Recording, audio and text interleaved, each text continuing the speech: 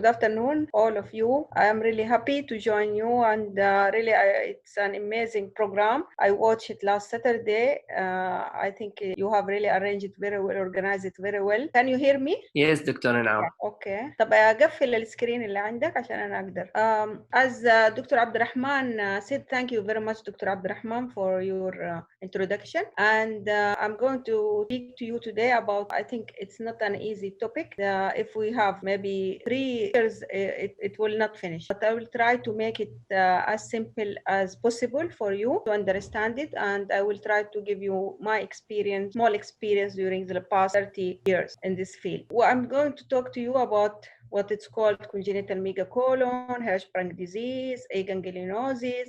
It carry different names. My talk, it will include all of these, what in the list here, which you can see it on the screen, because what I heard that there are interns and some medical students and R1, R2, and so we'll try to make it beneficial for all levels of trainees. So the most important thing is the epidemiology of this disease. And as all of us know, it's an absence of ganglion cell in the bowel wall, beginning in the internal anal sphincter and extending proximally. And it's 1 in 5,000 live births, and male to female ratio is 4:1.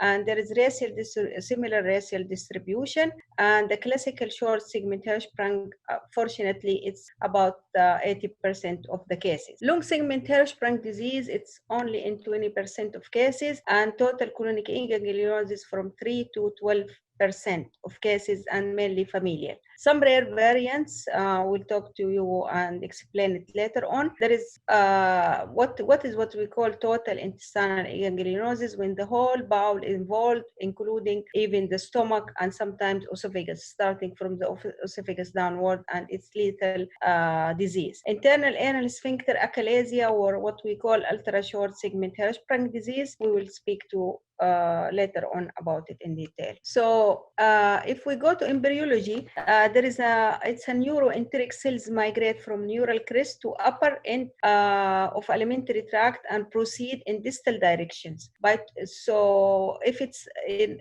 there is ganglion in the colon, that means it's not a Hirschsprung disease. There are some cases reported with skipped ganglionosis. Is very, very rare. I haven't personally seen it in my life. During 12th week, there is a migration to distal colon, and first to menteric or plexus, then to submucosal plexus. And the migration, it takes from left colon down, it takes 1 week. So in premature kids, it's better to delay your biopsy. So it's a complicated causes and complicated disease, and involved even a lot of variant of disease and variant of etiology involved in this disease. As I mentioned, the embryology is failure of neural crest migration. There is some immunological mechanism, because even in some of Hirschsprung disease, you treat the Hirschsprung disease, but it doesn't work. Then is it a disease related to Hirschsprung, or it's separate? There is something even rare case. I have one patient who has been diagnosed of immunological deficiency of the intestine. Is it associated? In some cases, rare cases with Hirschsprung disease, still it's not clear. And it's increased expression of class 2 antigen in the mucosa and submucosa, causes fetus to mount an immunological response against the neuroblast. Then genetic factors may affect more than one family member in 3 to 7% of cases. We have almost maybe 6 families or 7 families in our series of patients at Kafaf Hospital. Deletion of red gene, chromosome 10 long arm 11, and EDNRB gene located in 13, long Q22, and EDN3 gene play a major role in the development of enteric nervous system. There is something called neurocryptopathy. I think all of you heard about it. It's Hirschsprung disease, albinism. That's why we have some syndromes which have white hair and neoplastic MCT, neuroblastoma, hamartoma, pheochromocytoma. There are a lot of disease connected together, and it can be presented together, and it's commonly found in patients with familial and long segment involvement. There are related genes, neurotaurine and glial cell line derived neurotrophic factor, and mutation in the endothelium family of gene, particularly endothelin 3 and endothelin B receptors, commonly associated with Hirschsprung disease. There is a pathology started, if it started in neonatal period, I mean, intestine, it's normal. I mean, the intestine which has ganglion, it's not dilated. Then proximal ganglionic intestine hypertrophied by time and become thicker and longer than normal. Tinea of the colon disappear and longitudinal muscle layer completely surround the colon later on. Distal intestine, we find absence of ganglion cell in the submucosa if we take biopsy, and marked increase in nerve fibers which extend into submucosa and is seen with acetylcholinesterase stain. Aganglionosis extend to rectosigmoid region in 80%, as I mentioned before, which is fortunate because this is the commonest and it's easier to treat. What is a variant Hirschsprung disease? There are variant type of Hirschsprung disease. Is it neuronal intestinal dysplasia part of Hirschsprung or separate disease? Still, it's going on. Hypoganglionosis, internal sphincter achalasia, ultra short segment Hirschsprung disease, and there is what we call dysmosis coli. So intestinal neuronal dysplasia, if it's primary, it's congenital. Sometimes it's after catastrophe of patients. If they operated on patients, several operations, they can develop what they call secondary intestinal neuronal dysplasia. And it was first described by Meyer Roche in 1971, classified into two clinically and histologically subtypes. There are type A, 5% congenital aplasia or hypoplasia, sympathetic innervation present acutely at neonatal period with obstruction, diarrhea, blood stool, and type B, 95% of cases, hyperganglionosis of submucosa and mesenteric plexus, giant ganglia, you find it if you take biopsy, ectopic ganglion, increased acetylcholinesterase, and resemble Hirschsprung disease and may occur in association with Hirschsprung disease. And sometimes you find it's only in the colon. If it's involved the whole bowel, this is a disaster. If it's only in the colon, you can treat it as Hirschsprung disease and remove the whole colon and do pull through. The treatment is conservative, laxative, and enema, and if failed, then later some people is treated with internal sphincter myectomy, and sometimes, as I mentioned, if it's involved the whole colon, you can do even any type of pull-through. Usually, we use the Duhamel procedure. What is hypoganglionosis? Clinically resemble classical Hirschsprung disease, and there is a sparse and small ganglion, usually in the distal bowel, often associated with abnormalities in acetylcholinesterase distribution. And the treatment, we do resection of abnormal colon with a pull-through procedure, as in colon restricted neuronal intestinal dysplasia. What is internal sphincter achalasia? Is characterized by normal ganglion cell on rectal biopsy, but absent of renal on the anorectal manometry, which is relaxation of after dilatation of the colon on anorectal manometry. Constipation usually improve over the first 5 years of life, and the treatment, bowel management, laxative enemas, or irrigations. Sometimes botulinum toxin injection or anal sphincter myectomy can be the treatment in this case.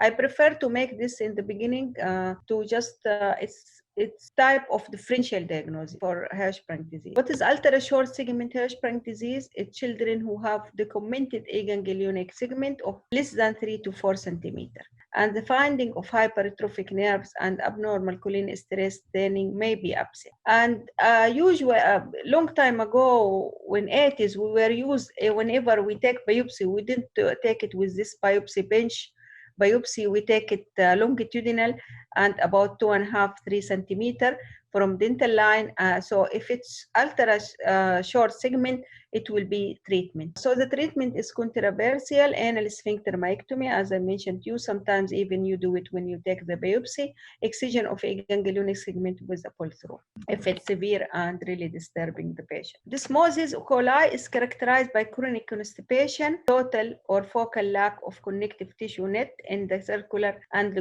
longitudinal muscles. No abnormalities in enteric nervous system. system, and treatment is laxative. So what is the clinical symptoms? I wanted to concentrate in one. Thanks God, it's 90% of cases diagnosed in newborn period. But there are even 80 years old patients, if you go to literature, diagnosed of Hirschsprung at 80 years of age. So I want to presentation in newborn, if there is delay of meconium, but is it really all who have delayed the meconium, they will have, it might be Hirschsprung disease, is not the case. Any child who has history of constipation dating to newborn period, because after, later on, if it's constipation coming from diet, it will start later on.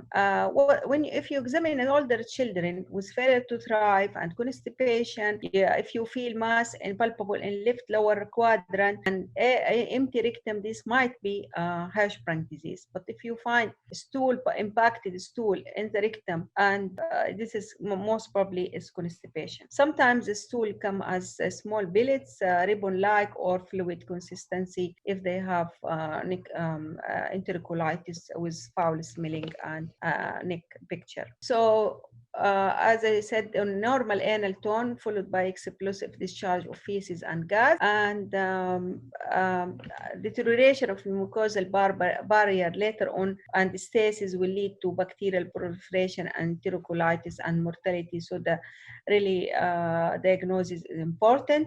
Family history in 30% of the cases. If patient have positive, so you and another patient from the same family came, it will jump up to 30%. What are these associated anomalies? It's present in 10 to 30% of Hirschsprung disease. Urogenital tract is the commonest, and the cardiovascular, GI system, others malformations, cataract, cleft palate, even anorectal malformation, and 3% of Down syndrome. So how we diagnose it? Concentrate with me on that the transition zone, which you see on X-ray, which separate the aganglionic from ganglionic part, which you see, it's not common to see in neonate. For me, myself, I don't do barium enema for a neonate. I don't rely on it. And then if you do it for another reason, like meconium alias, meconium plaque syndrome in neonate, and you repeat the X-ray and you find still the dye in the colon, you have to think about Hirschsprung disease. And if you have sign of enterocolitis, don't do because it might cause perforation. Here you can see this X-ray. This is the transition zone. You can see it here in the left colon, and then the dilatation. And here is the X-ray. You can see there is no air down. Sometimes it's not that clear actually, but it's less than here. Here you can see it, the difference between normal one, it's rectosigmoid, or here you can see it in the other, on the left side of the screen is the total, where you can see it's unused colon, and it's really very small and unused. The thing what actually I didn't see in our country, I don't know if the centers here they are doing it, we don't do it in our hospital, and I don't know if you know it or you have seen it as a trainee, the anorectal manometry. Where I worked in Paris, it was even, they do it for in neonate, even normal, not prematures, but normal neonate. They do it at bedside, and it's diagnostic accuracy in 85% of patients, and it's show you, as you see here, the absence of relaxation reflex after distension of balloon in the rectum. And it's not usually, it's unreliable in babies with small age and small weight, prematures. So what is the differential diagnosis? Is meconium plaque syndrome, cystic fibrosis, small left colon, especially cystic fibrosis in total colonic, left colon syndrome, distal ileal atresia, low and perforate anus. There are some neonatal sepsis, hypothyroidism, brain injury, prematurity may result in delay of passage of a stool. So what is the 100% diagnostic test? Is the full thickness rectal biopsy, H&E stain, and the golden treatment is diversion, and when you diagnose it, and then you do the definitive procedure, pull through 6 to a month to 1 year later. The new coming now in the treatment is to perform surgery immediately after diagnosis, especially now with endoanal rectal pull-through. What you do, you have to manage the patient, hydration, NG tube, and rectal tube, and antibiotics, and you take the patient with flagyl and take the patient for operation. It's not a controversial surgical approach. I mean, surgery it's surgical. It's a surgical disease, or treatment is surgical. But the controversy is about which type of technique you use and what age and to which level. I didn't mention here Lester Martin because I think now there is no place for that, and it has a lot of complication. It's a long procedure where you anastomose a long segment. It has been suggested by Lester Martin for total colonic, where you make it long for absorption, but it's not popular anymore. But there are after rectal biopsy, you have still like full thickness dissection, like end-to-end anastomosis, as described by Swinson in 1948. Duhamel's retrorectal anastomosis. And I don't know, maybe most of you, the junior one, they didn't see it. Suave extramucosal dissections, and in 1980s, one-stage primary procedures were proposed for uncomplicated cases. So here you can see this is Swinson's excised ganglionic segment and anastomose the normal proximal bowel to the rectum 1 to 2 centimeter above the dentate line. You have to take from anterior more than posterior, because to avoid the sphincter spasm and later on constipation. So you can make it like this, like in the picture. Duhamel, which is new rectum created, normally innervated bowel brought down behind the aganglionic rectum, and then you remove the wall in between. In the beginning, there was a pouch, which sometimes cause constipation, but now when the people we start doing it by laparoscopy, you can do it, and actually you don't need to make pouch because it's dilated. Either you make it very long, like you use 90 cm of GIA from above and from down, so it's long, it will not cause any pouch. Suave was endorectal pull-through procedure, strip mucosa from a ganglionic rectum and bring normally, this I think most of you have seen it, and you bring the innervated colon through the residual mucosal cuff. There is, as I mentioned before, the ultra-short segment Hirschsprung. You can excise a stripe of muscle 3 centimeter to 2.5 to 4 centimeter from the rectal muscle and remove it. It can be the treatment for ultra-short segment. There are tip and tricks in transanal pull-through. First, you have to put urethral catheter. I put rigid urethral catheter because myself, I have a problem with one of the catheters, a small silicone 6, where you don't feel it, and actually the urethra, especially when you are doing it in neonatal period, you could tie the urethra without knowing that, and it happened with me, and I have an intraoperative, I have to open the operation again because I found the catheter outside the baby. You have to be sure about your balloon, you tested before. And then submucosal dissection should start at 3 o'clock and continue anteriorly until 9 o'clock position is reached. The submucosal dissection should be carried out for at least from 4 in neonate to 6 centimeter above the dentate line to ensure the peritoneal reflection is reached. And then mark the pulled colon by stitch to avoid twisting and ensure attention-free anastomosis to reduce anastomotic stricture. Splitting the muscle cuff should not be done until you open and reach the reflection and open it because you might damage the pelvic splanchnic nerves. And these some photos of the procedures. Maybe all of you are familiar with it, and you have to be delicate in the dissection. And if you are not familiar with it, you can do laparoscopy to help you in and to be sure again that there is no twisting and to see the last vision of your operation. So there is also a laparoscopic approach in operative treatment. In 1995, Georgeson et al. Described a minimally invasive approach approach using laparoscopy for colonic biopsies, then mobilization followed by transanal, as I said, endorectal dissection and rectum and coloanal anastomosis. Subsequently, laparoscopic Swinson and Duhamel type procedure have been described. In 1998, De La Torre et al. Reported the first entirely transanal primary endorectal pull-through without laparoscopic assistance, and this is actually what we are doing in my center and most of the center. And for laparoscopy, you can this is one of our patients. You have to put the patient across the table transversely, and you have to wash the baby circumferentially, fully body prep, and you have to use a urinary catheter.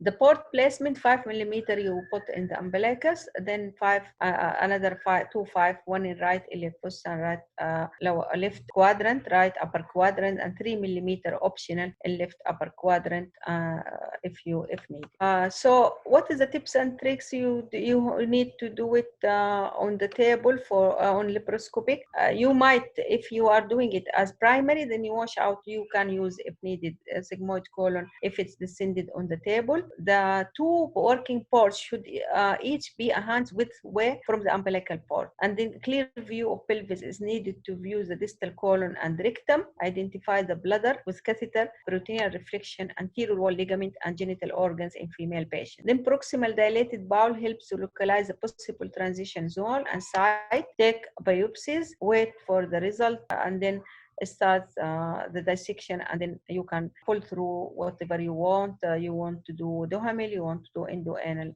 pull through. So this is just a suggestion for you. If you have descent of the disease, rectosigmoid, then laparoscopic assisted or transanal. If you have descending colon involved, laparoscopic assisted, they are saying that, but I have used it even in transverse colon, the one stage endoanal. That's what I say. You have to know your level, your experience, and then do transverse colon lab assisted or two-stage approach, right colon lab assisted or two-stage approach, ileum two-stage approach, ileostomy, ileal pull-through, either laparoscopic or open later on when the baby grows. And this is just summarized in 1990s, open and transanal, and then laparoscopy and transanal later on, and then transanal approach alone. There is no abdominal exploration, but you have to be really selective for patient, as I mentioned, and it gives good early result. So what is the advantage of primary pull-through? It's obviate need for colostomy care. Second, operation and hospitalization not required, so it reduces cost of care, and then normal bowel function established early. Post-operative management, it depends. I want to tell you something. In my experience, Duhamel doesn't need any post-operative management. I have never put any dilatation in any anus before we use the endoanal. Begin at third week and Higgers at BID, and then advance until, it depends on the age of the patient, to 14, Q 1 day, Q every day, Q 3 days, once a week. It depends on your experience and the mother how she can learn it. If the baby has enterocolitis, then you can add flagyl long term. It's a multidisciplinary management with gastroenterologist, and irrigation might help. And as I mentioned, it's a personal experience involved in this matter. So let's finish this and come to the complications of this surgery. The early complication: anastomotic stricture 15%, wound infections 11%, anastomotic leaks 7%.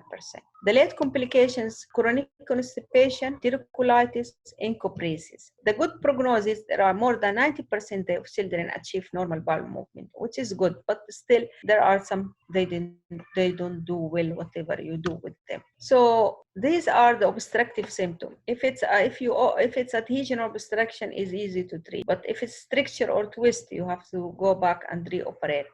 Sometimes it's recurrent or residual ganglionosis. So any baby comes to you post-op, still there is a problem. It needs really exploration and teamwork to diagnose what is the problem. Maybe it needs again to take biopsy, and you have to go detail of the procedure done. There are some motility disorder which involving the ganglionic bowel itself, which lead to gastroesophageal reflux and delayed gastric emptying. Internal anal sphincter achalasia, you should know about it and put it in mind. Functional megacolon or stool holding behavior is another cause, which need training. So what is the cause of fecal soiling? It's abnormal sensation because inability to feel rectal distension, loss of transitional epithelium. There are abnormal sphincter function and sometimes pseudo incontinence associated with severe constipation, overflow incontinence associated with hyperperistalsis, sometimes of the pull-through bowel. What's about recurrent enterocolitis? This is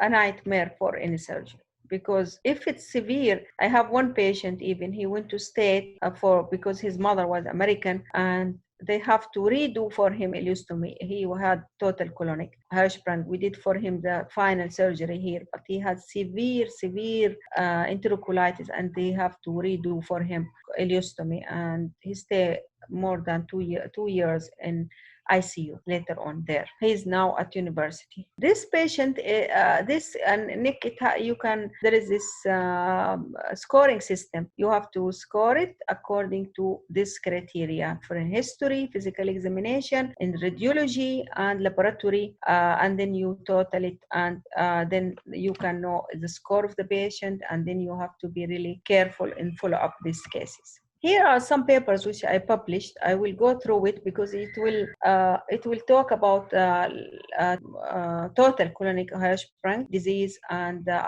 long-term outcome. It presented total colonic Hirschsprung as sometimes as necrotizing enterocolitis, sometimes it's presented after that in neonatal period after 1 week as colitis or as intestinal obstruction. And it's 15 to 25 in sibling. And then 10% of all cases of Hirschsprung disease can present it like this. If you see patient like this and Waardenburg syndrome with blue eyes and he is black, this is with abdominal distension or constipation, most probably it will be Hirschsprung disease. Ileal involvement estimated at 1 case in 50,000 living births is not common. And with this patient we lost him.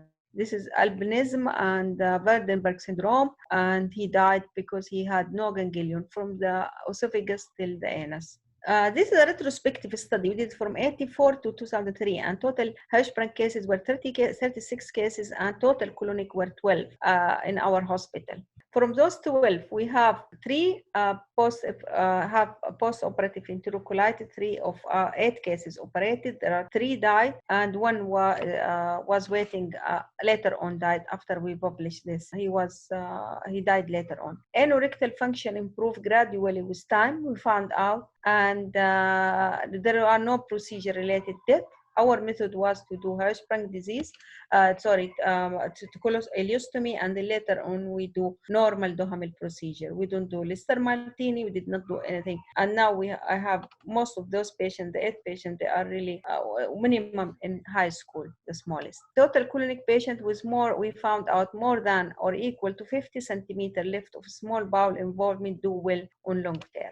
And this is as others finding. And it's very important to really careful multidisciplinary long-term follow-up needing, especially in the few years. And the mothers has to understand the feeding, the nutrition, how they treat the patients. So our Duhamel procedure proved that it's as good as complicated procedure. This was our message to people when we published this paper. The other paper, which is, is it necrotizing enterocolitis informed their baby? Is it a ganglionosis? This was not mentioned before because Nick in neonate full term is only 10% of cases. And this was a first paper published which related this to Hirschsprung. It might be related to Hirschsprung disease. And this was a retrospective study. I did it from 1999 to 2007. We have treated 20 surgically neonate with NIC, and we divided them according to weight,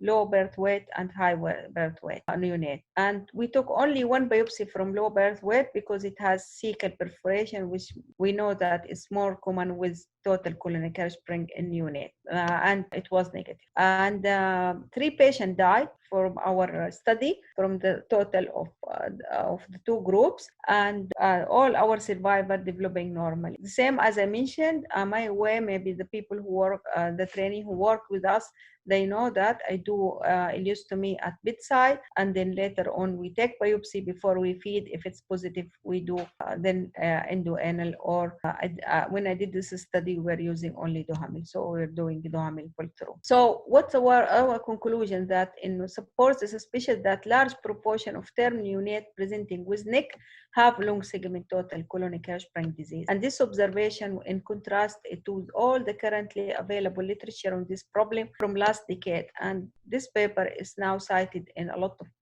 studies later on. The other one is really present Hirschsprung with anorectal malformation. Before they were saying it's only because you are taking the biopsy from the fistula, it's not enough above the dentate line or something, and it's abnormal because anorectal malformation is abnormality. But there is a true association of colonic Hirschsprung disease with anorectal malformation. Our first patient, he is now maybe approaching 28 years, and he presented post-op pull-through for anorectal malformation with obstruction, and we could not actually treat him. There was no adhesion, nothing, and then when you take the biopsy, it has Hirschsprung disease, and we have to repeat the pull-through for him, and he did well. So it was also a retrospective study, and we were examining all the patients who presented with anorectal malformation and Hirschsprung disease. And our results show that there were up to left colon in 2 patients. We found a total colonic with allele involvement in one. One was Down syndrome, and all boys with total colonic died. Another had correction of congenital heart disease. We waiting the definitive surgery, and it was done later on. One, as here it was 22 years, but now he is almost 28 years. And we found 3 out of 53 anorectal malformation patients had Hirschsprung disease. So we concluded that this association exists, is not as rare as before, and even if you now go to literature, you find it more published. If in case of a ganglionisis beyond the rectal pouch and fistula, surgical intervention is needed, delay in diagnosis may lead to morbidity or even mortality. So in summary, if Hirschsprung disease is suspected, neonate and children should be referred to a specialized center for further management. The aim of surgical treatment is to restore nearly normal motility and enables most affected individuals to have normal bowel function. Patient selection is important for primary pull-through, regardless of the approach. Laparoscopic one-stage approach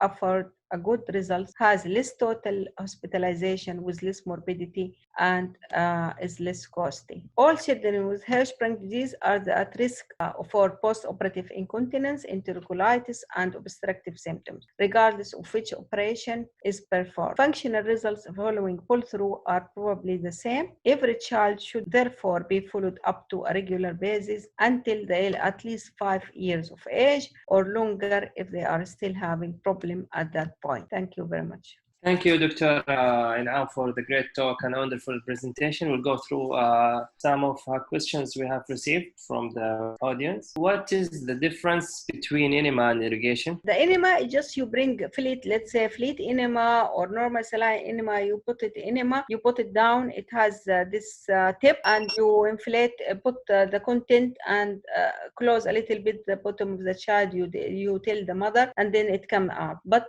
irrigation, you have to put catheter, introduce it up. If it's, you expect that in rectosigmoid, so you have to pass that area and put the saline like 50 in the beginning or 30, depends on how dilated is the colon.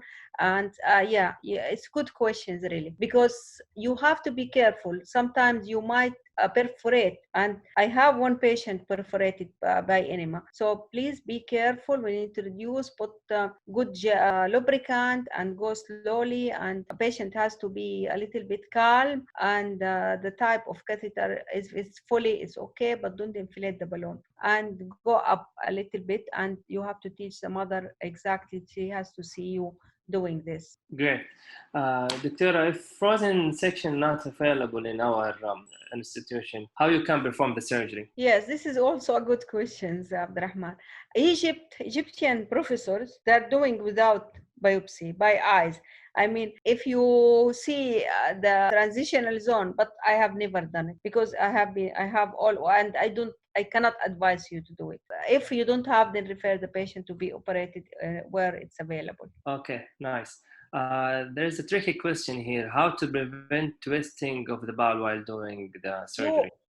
When you have when you start you reach, if you are from down and you reach the flexion of pelvis, you put stitch. You have to put stitch to then to know right and left or up and down. You put in the corners, and so you know where you are. When you go down, while operating, you might twist it. But if you want 100% to be sure, you have to do laparoscopy. Another question, when to do a rectal biopsy in a preterm baby? I mean, if he is actually very small baby and below, like 500 grams, extremely premature, usually we wait around 1.5, 1.7 kilo, around 2, around 2. If he is around 2 kilos, it's okay to do it, to do the rectal biopsy. And it depends also on your pathologist, if they have experience. Sometimes I even delay it until after 2 kilos, 2.5 kilo, 2.4 kilos, because if I know that the one who is available at that time is not that experienced to read it. And I usually agreed with our pathologist that at least 2 consultant has to see, because once there was one newly graduated consultant, and she said this is Hirschsprung disease.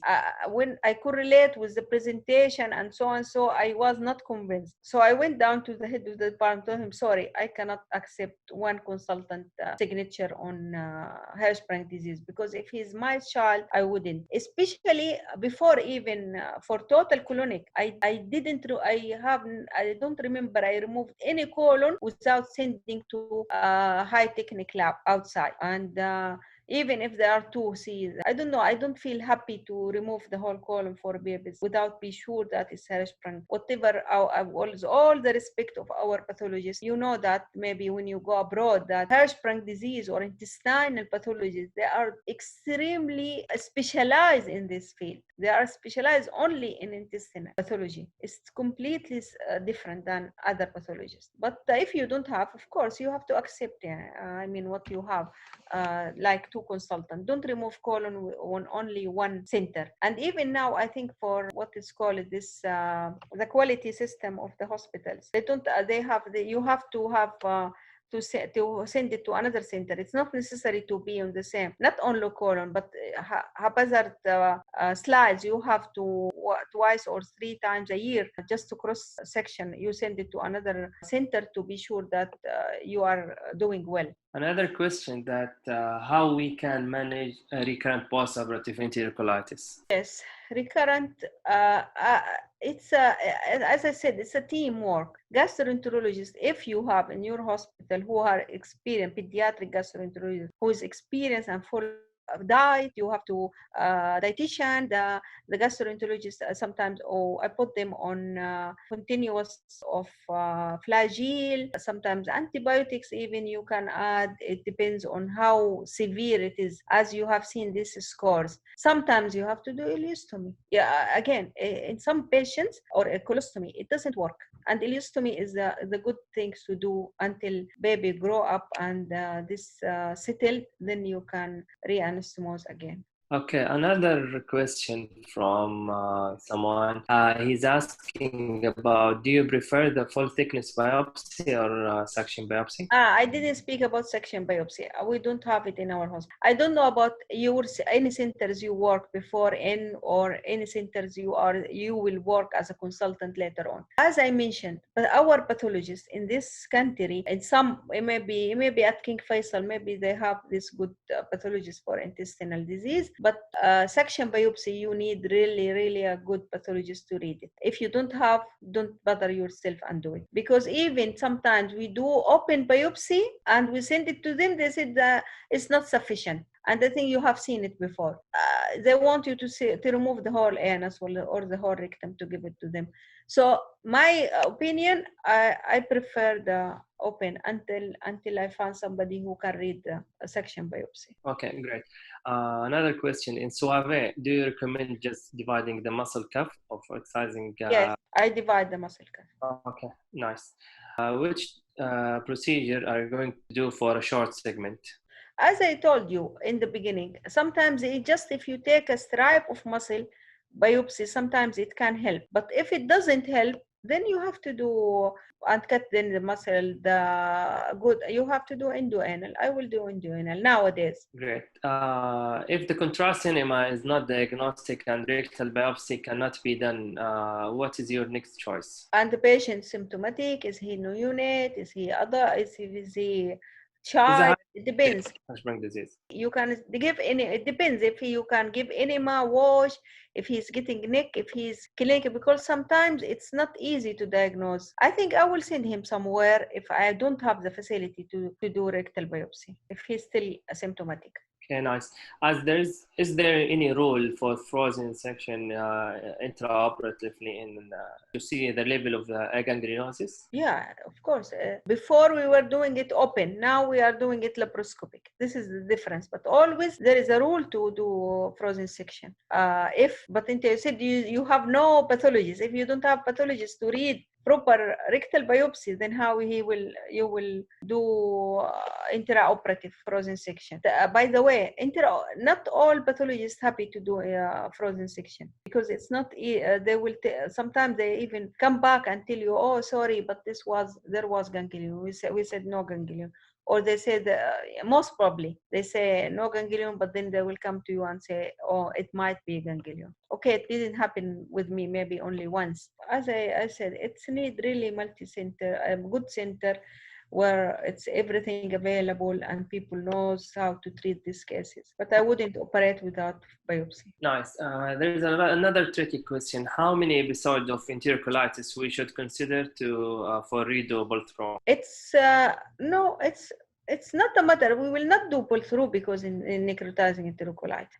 You will do redo pull-through if you have still aganglionic down. So you have to take biopsy from down again. If you are doing like there is no ganglion, whatever, even and the patient have recurrent, then you have to go and operate. It doesn't matter once or twice or 3 times if there is no ganglion. But if there is ganglion, you don't need to go to do pull-through. But you might do, as I said, ileostomy if the patient is severe. That's why the scoring of the enterocolitis is most important than how many times, because it might happen 2 times, 3 times a year, but it's simple. It's treated by irrigation, and the patient doesn't, sometimes even the mother till you come to the clinic and tell you there is foul smelling diarrhea, and I give him flagyl. The mother, sometimes they know how to treat the patient. So by the time, but they doesn't know need admission. If he needs admission, IV antibiotic, irrigation 2-3 times a year, and but he doesn't.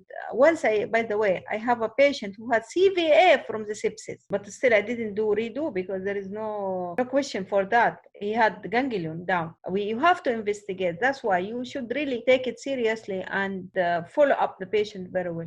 If there is stricture, you have to treat the stricture because it might be the cause. You have to, as I said, you have to sometimes take another biopsy if needed, and it's a complicated workup later on. Okay. The last question, we can take it because we have short time. How to prevent damaging of the anal canal? Yes, stretching. They said sometimes how will have incontinence sometimes caused by especially endoanal. I am at the end of my career. I tell you, I try in the beginning from 80s until 90s. I was doing only Duhamel. Sometime in Paris, we started to do Swensons. They were doing Swensons there, so I started to do Swensons with them. Before, I haven't seen in stricture with Dohamil. Okay, there is sometimes encopresis, as I mentioned to you, but it needs less follow-up, less complications. Dohamil, with this now stretching too much of the anal canal, by stretching it too much the sphincter, you might damage it. Sometimes we think that you are under the mucosa, but you are actually dissecting the muscle and you damage the sphincter. So you have it can help you if you inject saline under the mucosa to start in the beginning.